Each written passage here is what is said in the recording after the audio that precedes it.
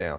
But he's always been aggressive. He's always looking for others. But he could tell he loved the game. He loved the confidence that he had in his ability. You're absolutely correct. And I think that's one of those things where, you know, we've talked about this throughout the season, that it's kind of an over situation versus an up and down, only because with Monumental Basketball and the way that they run the program between the Wizards and the Go-Go, it's the same program. Yeah. So on a normal 15-man roster, you add the Go-Go opportunity to just slide you down a couple seats. Yeah. You get to do whatever you want to do. All right, we're going to slide you back over here. And a guy like Will Riley, who I've had a chance to call a couple of his games, certified bucket with the Go-Go. Oh, absolutely. Like, it's crazy. And then you see, again, increase in physicality, increase of competition changes, but he still continues to perform. And let's give him some props on understanding. And John, you know this. When guys get the opportunity to play on another team and be the man, a lot of times they'll do stuff that they won't do with the big team. Right, They'll be out there doing crazy stuff, jacking up shot. Will didn't do that. Nope. He played the game the way that he knew he would be able to play it once he got back up. Yes. So he worked on things that he would do with the Wizards, not crazy things that he wouldn't do with the Wizards. Right. He would only do Don't at the create G a new League habit that you need to break. Work on the habits that you want to create, that you want to play at the top level of basketball.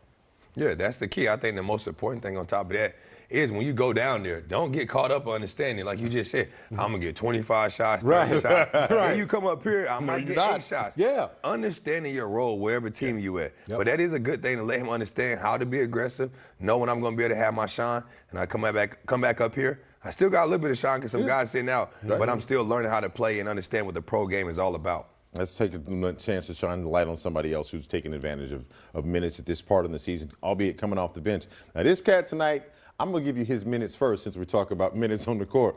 This cat only played 17 minutes, knocked down 3 threes. This is the 10th time he's done it this season. You know who I'm talking about, Tristan Vukcevic. 21 points off the bench, 7 for 8 shooting. If you don't know who Tristan Vukcevic is by now, something is wrong with you. John, we're sitting here watching this guy. Again, 17 minutes. He played the least amount of minutes on the court, but he had the most amount of points. What does that say to you about the way that this young man approaches basketball, especially with the responsibility of being so tall, yet being able to play kind of all over the place? Well, I think the most important thing is understanding. Like, when you got a big like this that can pick and pop, shoot the ball as well as Tristan can, but also can get into the paint, make a flow to finish around the rim, you have to understand your situation, when to pick and pop, when to roll. And that's the most important thing. You want to have that connection with your point guard. And with him and Sharif to come out here and understand that right away, make plays, he's going to try to block shots on the other end. He's taking full advantage of his minutes. Yeah. I might want to be the backup center next year. I don't know. I'm trying to let you know I still want to be a part of this team. I can belong. I belong. I can play minutes. I can do certain things. So Tristan came out and understand. I might play 5 minutes this game. I might not get no minutes this game, but I'm always going to be professional. I'm always going to stay ready, and you got to respect that from a player. And let's give him some props on the value that he presents. You're talking about a guy who can give you minutes at the 4 and the 5. I love the fact that his rim protection's been a little bit better as of late. 1 block shot tonight, but he's had a couple of games of lately where he's had multiple blocks in games. So I love that part. And the instant offense, you call him whatever you want. He's got a bunch of nicknames. His nickname is tricky. I call him Vucci Man. I mean, you can call it whatever you want, but it's going to probably be a bucket at the end of the night, whatever you call it. I like that. But see, you know what I'm saying?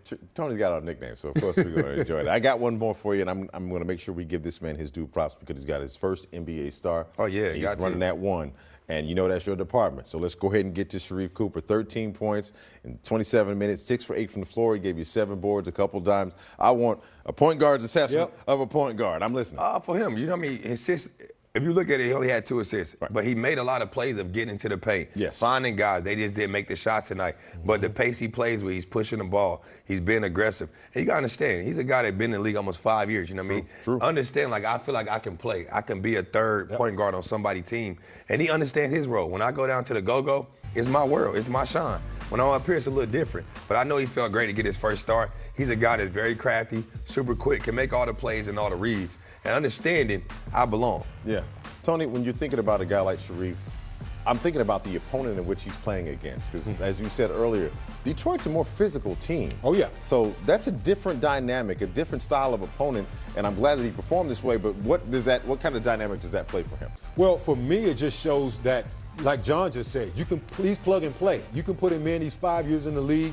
He understands what this league is about. And more than understanding what the league is about, he knows what his role in the league is going to be about. And that's the one thing that John and I talk about when we discuss some of these young players today, and them figuring out who are you going to be in this league? Yes. I knew who you were in high school and college, but who are you going to be in this league? Well, clearly you can look at Sharif Cooper and say he's been a bucket his whole life.